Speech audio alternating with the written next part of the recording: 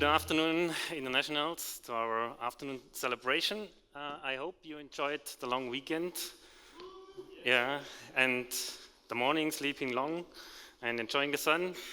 My wife yesterday opened the tanning season on balcony. So, if you see me the first time on stage, here some words about my person. So the name you read already. I'm here at ICF since 2011. I started in the ministry, more the operational, administrational stuff, and now I'm responsible for the events and academy. Born Schwabian, and I'm married to a Latin woman from Brazil. Yes. So in terms of my profession, I studied electrical engineering, and I'm now in project management in a big automotive supplier here in area Stuttgart. You can figure out which one it is. And I'm doing project management for autonomous cars, so that's the future. So I have some connection to one part of the topic today, science and God. So the other part, in terms of faith, belief, I'm looking back to a pretty vivid vita, so with lots of ups and downs. I grew up in a Christian environment. My mother was praying with us boys every night before we went to bed, and I went to Sunday school, youth groups, choir, everything. That was regular and natural events for me. Interestingly, from the day of our confirmation, I think I was 13, something like this, there was a big cut in my Christian vita. Not that I was a wild teenager and I didn't believe any longer in the existence of God. Actually, it was more the opposite side. I was digging more and more into the books. I wanted to know everything. Then later, when I was 19 years, just before I graduated in high school, I had a pretty dramatic experience in a Christian event. It was almost like I encountered Jesus in person. So I went back, reading the Bible, going to church and praying regularly. And then later, the next backslide came when I went to the military. It was not really a Christian environment, pretty difficult. Then I came to Stuttgart here for my studies. Again, it turned. I had a good Christian environment, Christian friends, small groups, church, everything. Then the next crisis came when a relationship failed. That's very often the case. If people get together, there are lots of difficulties you have to struggle with. And then again, it turned on a Christian conference in 2004, when God spoke very clearly and almost personally for me one verse into my situation. And it was Jeremiah 29:11. I know which plans I have for you, declares the Lord. Plans to prosper you and not to harm you, plans to give you hope in the future. Because before, when I had the last crisis, it was the first time that I really had doubts. Not that I didn't believe any longer in the existence of God, but I had doubts if God really has a good plan for my life. So both parts, more or less, the science and also faith and God, was accompanying me almost through the whole of my life. And I always felt this kind of contrast or contradiction or assumed contradiction between the science and the faith. Not so much inside myself, but many times from the outside, that people were arguing in that way. And today I want to address these used arguments, the most frequently used arguments, if it comes to science is a contradiction to God or to believe in a God.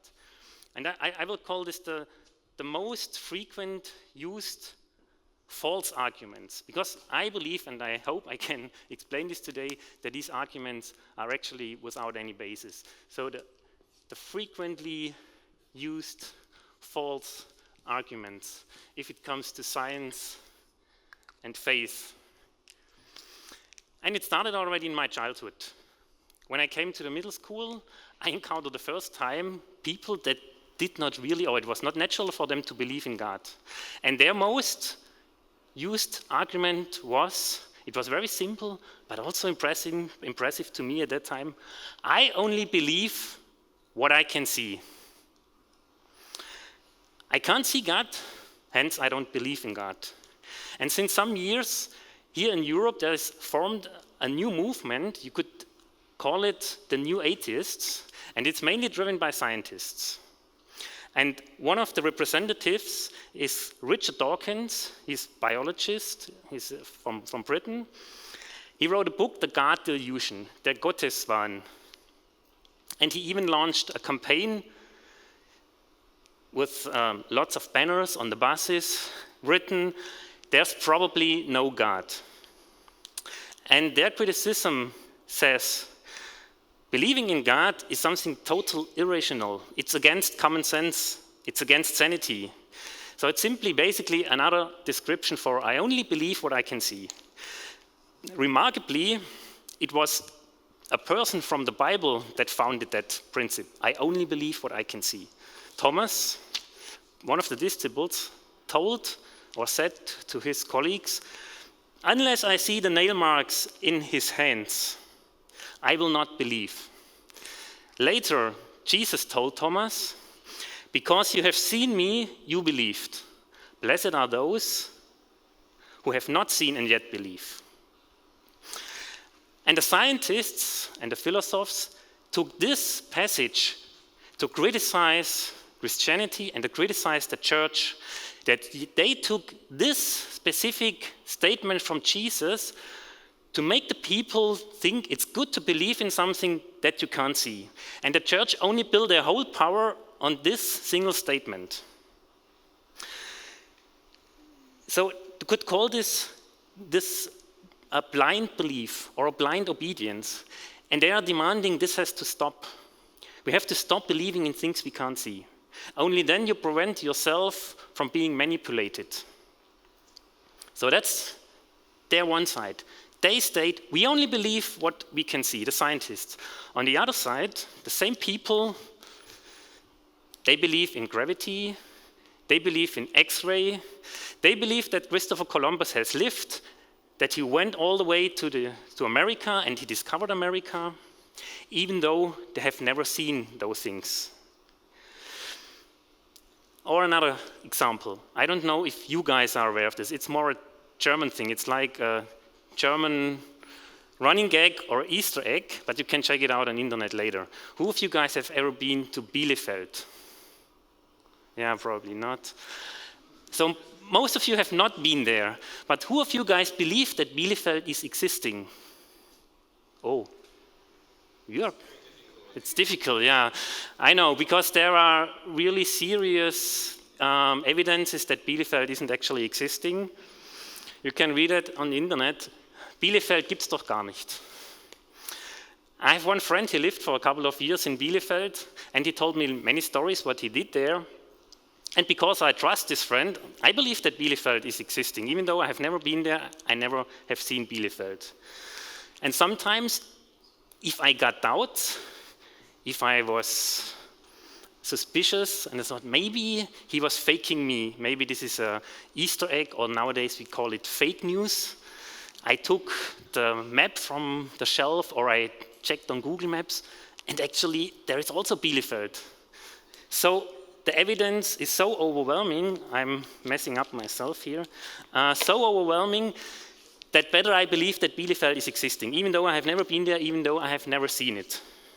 So what is my point here? Millions and billions of people have never seen Jesus or God with their own eyes, and though they believe. So is this a blind belief? And I say, no, this is my main statement today. No, because seeing is only one kind of evidence.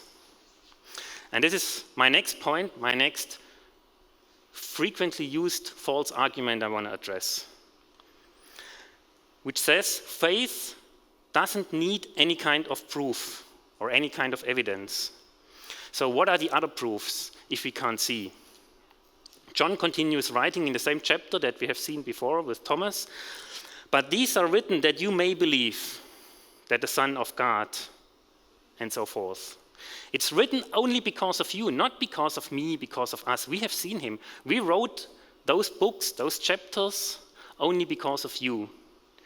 The whole Bible, the stories with all the people, with all the peoples doing things that according to secular or earthly view, they never would have done. the life of Jesus and his miracles, the history of the disciples and the first church, and which other proofs we have. By the way, the New Testament, as a historical document, it fulfills almost the highest level of historical standards in terms of the quality, because it was written in a very short time of period, only within 60 years. So the probability that it has been faked is very low, compared to many other historian documents, like from Homer or from Caesar or from Tacitus. They have been compiled within a couple of 100 years.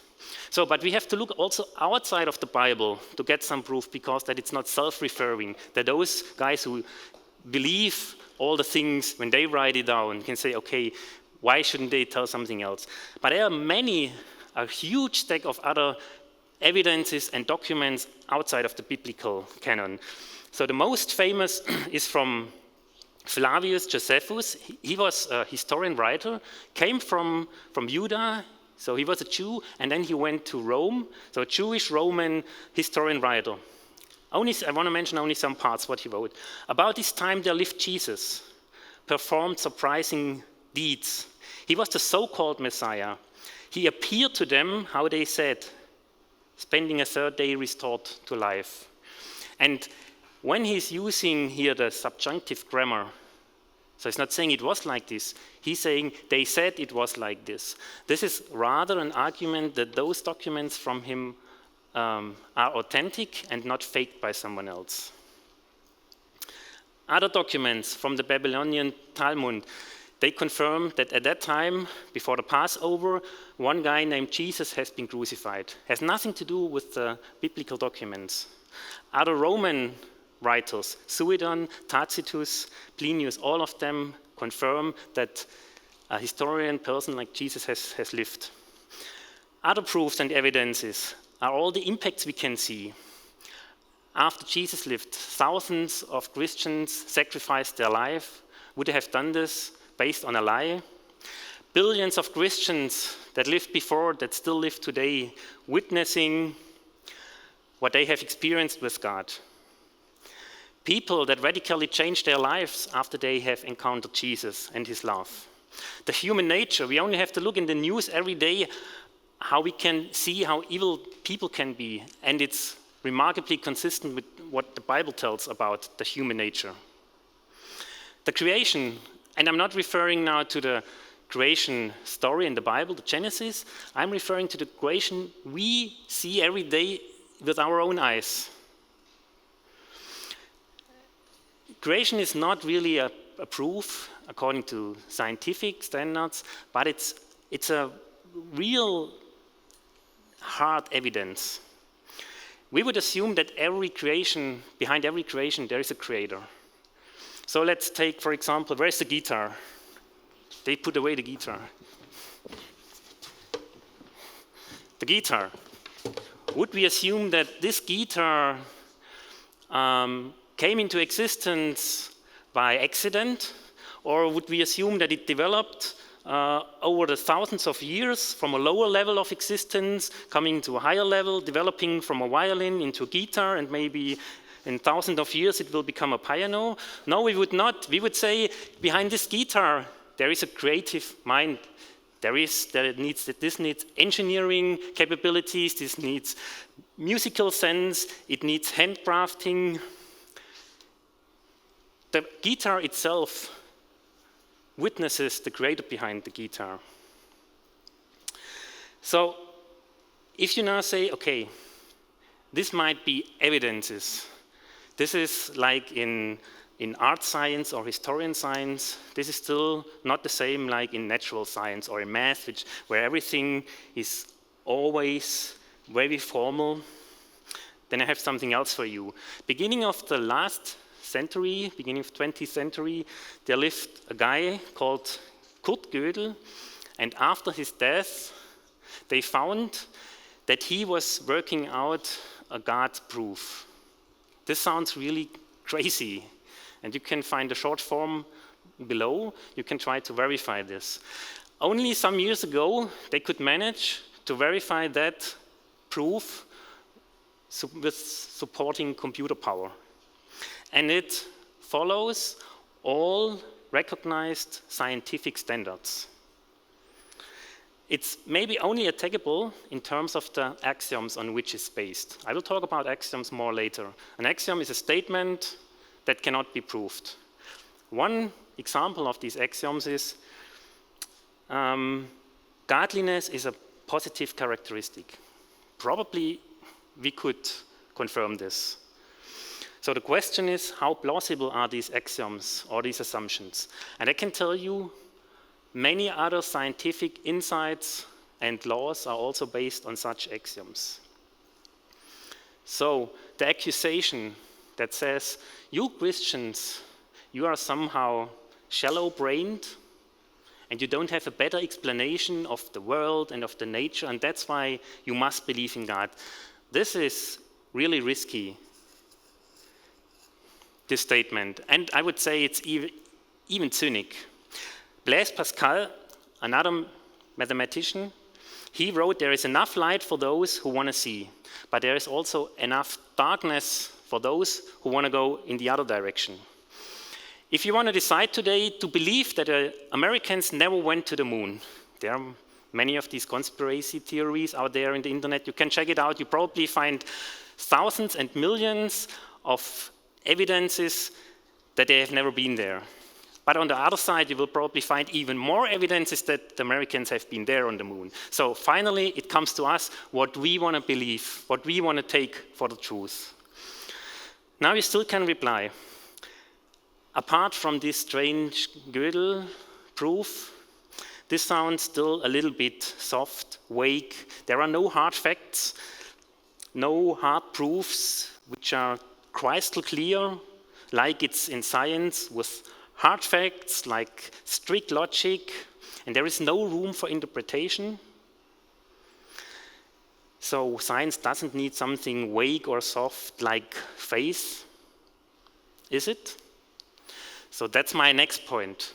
My next proof are frequently used false argument, which says science doesn't need anything like faith, doesn't need any faith. So this statement says, when the Christians believe in myths and God is only expression of their wishes, in science there is everything based on hard facts, and only science will provide us a complete explanation of the whole world, and only science can prove this. So now we come to the methods how science actually works. And one of these principles, of these methods I was mentioning already, is those of axioms, statements that cannot be proved.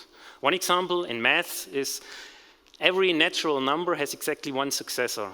Not 0, not 2, exactly 1. Or from Newton, you may know this from the physics lessons, actio equals reactio. And all further insights and theorems are derived and based on these axioms. So it depends on if they are really valid, if they are true. And science is not at all free from those axioms. There are mainly 3 axioms that we really take totally for granted, that we don't even think about them anymore. The first one is, there exists a lawful order in the nature. This means we can rationally assess and understand the nature. Only with this assumption we can do science. So science believes in a deterministic nature, that we can describe it with laws, with formulas. And this is not a matter of course. We can also not assume we can take scientific methods to describe love. What would that be if we try to explain a romance with scientific formulas? So the faith in the lawful order of the nature is the total opposite of the belief in accident. The second assumption, the second faith and axiom in the science is faith into a universal truth. It's the unshakable belief of all scientists, at least serious scientists, that there exists such a universal truth. And this thinking comes up from the epoch of enlightenment and finally led into the epoch of modernism. Nowadays, we are already a step ahead. We live in the postmodernism. So that the postmodern people say there is no universal, no absolute truth. And what I observe is that nowadays this is for many people even more conflicting to have this postmodernism thinking than the modern thinking, which the science says there is one universal truth. So do we now refer to the science, which could be a contradiction to God, to faith, but then we have to say yes, that there exists one universal truth? Or are we the postmodern representatives, but then we cannot refer to the science because this would be a contradiction? Anyways, the postmodern people, they live at all in an inner conflict, contradiction. They say there is no absolute truth. What is this else than an absolute truth? Saying that there's an absolute truth? So the belief in the existence of a unique universal truth is the basis of the whole natural science. This we have to know.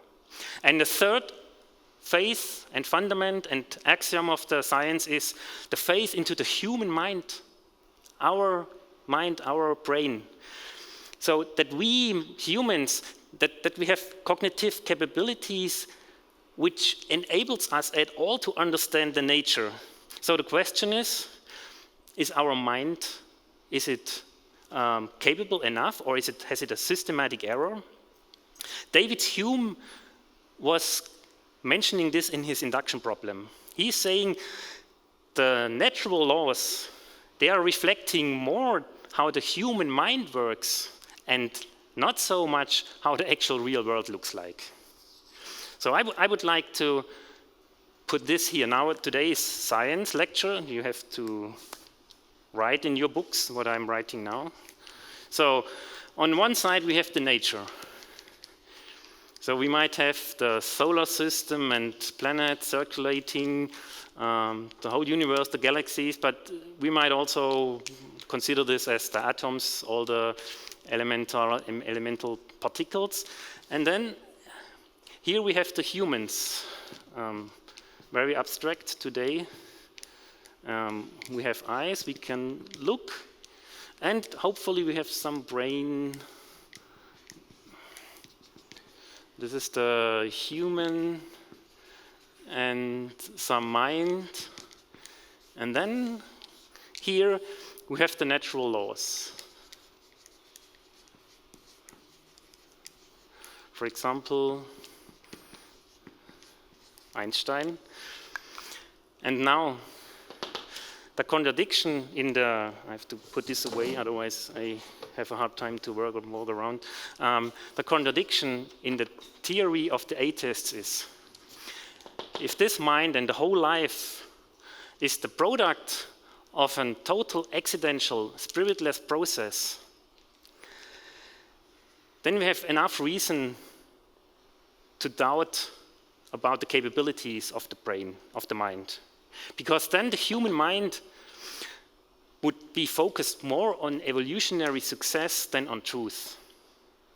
And then we would have to doubt the reliability of our mind and the reliability of our capability to get insights. And then we even would have to doubt the reliability of all the natural laws that we derive finally only through our mind. These laws, they only go through our mind finally. If there is no God, then there can be no mind, and then there can be no insight into the nature, and then there will be no science. If we exclude God from the equations, there is no rational basis for any science. Einstein was putting this in his words. He said, "Science can only be done from those that strive for truth and from understanding." And this principle comes finally from the Bible. So in the science, there are basically two methods how we derive our insights, our laws. There is the first one, we call it deduction. So we have a general theory. And from the deduction, we have some specific insights. One example is the mammals usually, oh no, not usually, mammals do not lay eggs, right? We humans, we are mammals, so the deduction, the insight is humans do not lay eggs. That's from the general theory to the specific. The other way around is the induction way. Another example for this, yesterday the sun was rising, today the sun was rising. The sun is rising every day. This is from a specific observation to derive a general truth. And the science, in many cases, works in the inductive way. And I would even claim that 99% of the people got 99% of their knowledge by induction. So this is my theory, and I also got this theory by induction. You can follow me? Okay. So one of the most famous examples of this inductive way, you know this from the physics lessons, from Newton. He was sitting under the tree, nice Sunday afternoon, and he was watching the apple falling down from the trees. And then he was watching pears falling down from the trees. And then he created a general law from this. All the different things that have a mass, there is a force in between. He called this gravity. Even though he never saw this, no one ever saw the gravity force, but we believe in that. Because we make some inferration from the specific truth, the specific observations to a general law.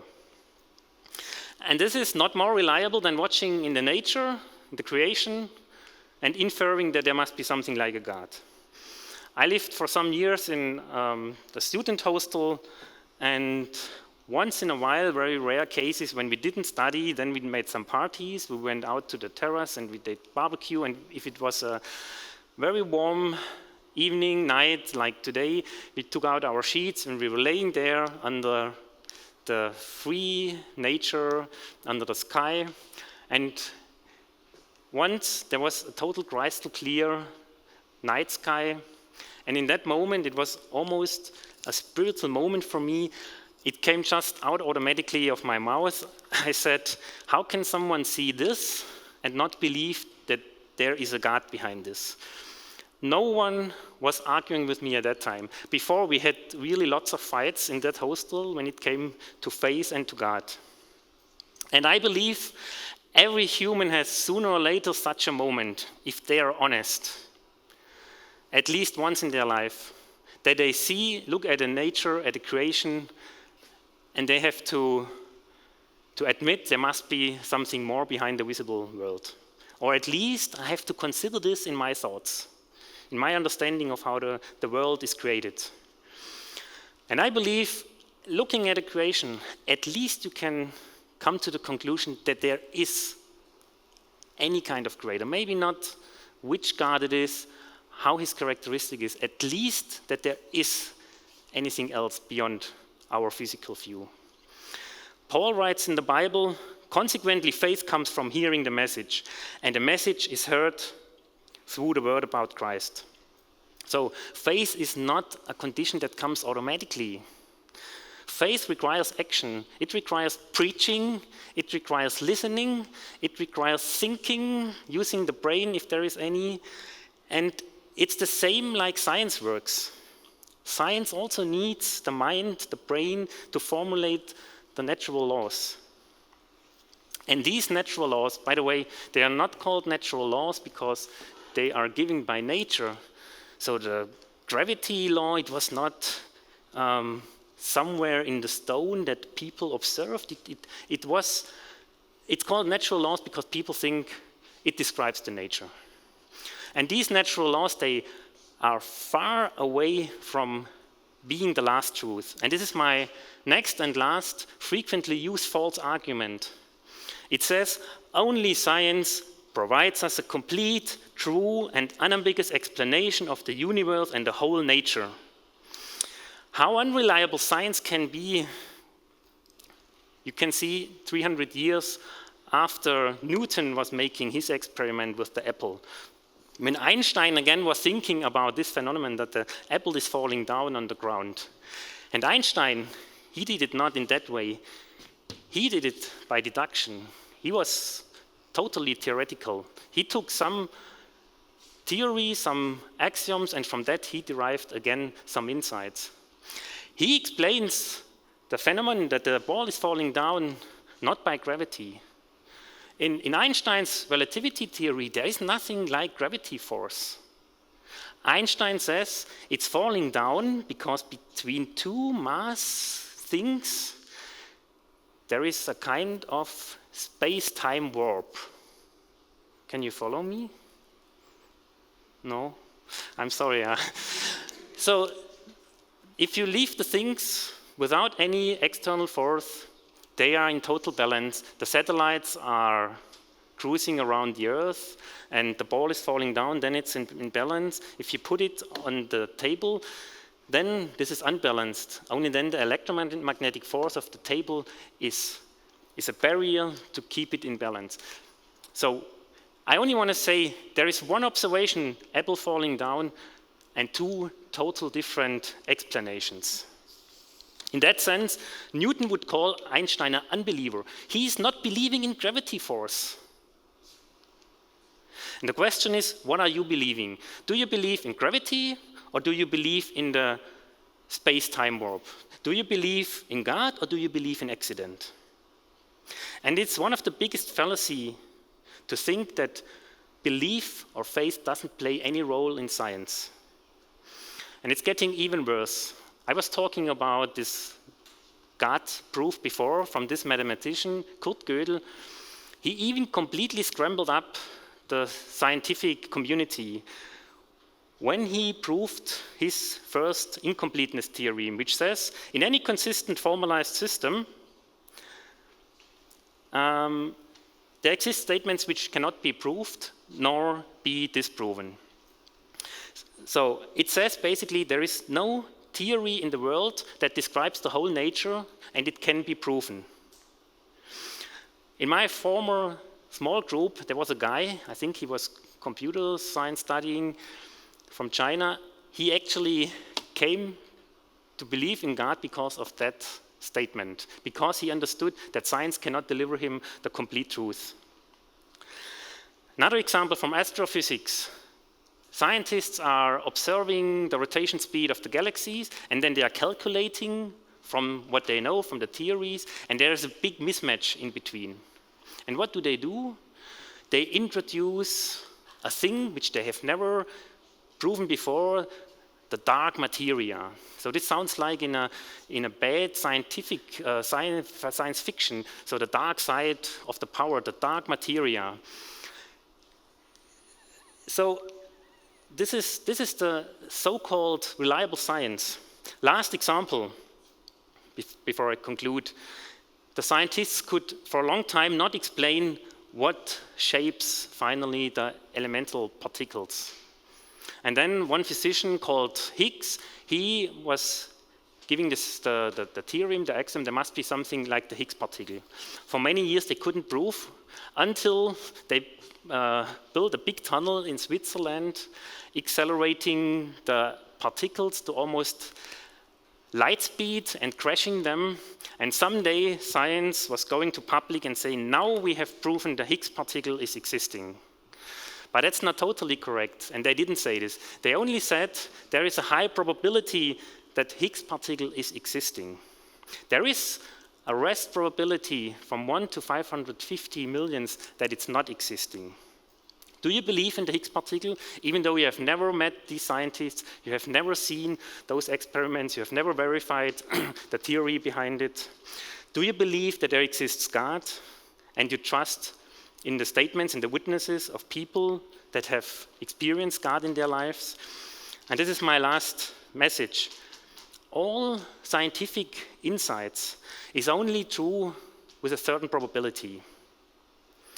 And my last point, and this is not a false argument, this is my statement. Belief in God is as reliable as belief in science. I was mentioning Blaise Pascal before. He continues saying, there is enough proof for those who open their mind, but it's not totally proven. It's not unambiguous. for those people that close their hearts. Werner Heisenberg was writing, the first gulp from the glass of the natural science will turn into an atheist, will turn you into an atheist. But at the bottom of the glass, God is waiting for you. So it's a misconception that scientific insight is beyond each doubt. It's always a probability. I want to come back to this campaign, there is probably no God. And this guy, after all I have mentioned today, he's right. There is a remaining probability there is no God. But what he did wrong, so he's mentioning probabilities, but he's not saying how big the figure of the probability. And this is unserious for any scientist. If God is existing and you ignore it, this will be the super-GAU for your life. It will be worse than any evil you could imagine and experience in this life. But if he's existing and you accept, you will win everything. The Higgs particle, they could only find with huge effort, spending billions of euros, legions of scientists and engineers, and finally the nature revealed that the Higgs particle is existing. God did enormous proofs and evidences for his existence. The creation, and the second thing, an event that is totally unprecedented in the history of the universe and the human history, which is the life and the death and the resurrection of Jesus Christ. God has done a lot, and we have to recognize those proofs. And if this remaining probability that according to scientific view is for you the barrier to not believe, then God, he promises that he will close that gap. He will give you a personal encounter. Because he is saying in James, come near to God and he will come near to you. You can do that. You can mention your final remaining doubts from the remaining probabilities that he's not existing. You have these, the yellow papers on your seat, and you can mention it and put it in that box and come to God, and God will be trustworthy. I know that. If this remaining probability, after all what you have here, what you have heard and what you have seen, if this is the barrier for you to not believe. But first you should take this into consideration, what God has done and what God has put in front of our eyes. So you can do this, you can put your remaining doubts into that box, then you can come to the face-to-face launch. Today we have also the elders prayer. I will be there. If you have any health issues or anything else, you want us to pray for that, we will be happy to do that. And I will close now with prayer, and you can come to the box and come to the face-to-face. Dear Lord, thank you very much for your creation and for your revelation, for the evidences, for all the proofs and the things you have given us that shows clearly that you are existing. And I want to ask you to touch the hearts of those who really want to believe and have some remaining doubts. I want to ask you to touch it and to close that gap and to come close to them and to give them your personal encounter with you. Thank you. Amen.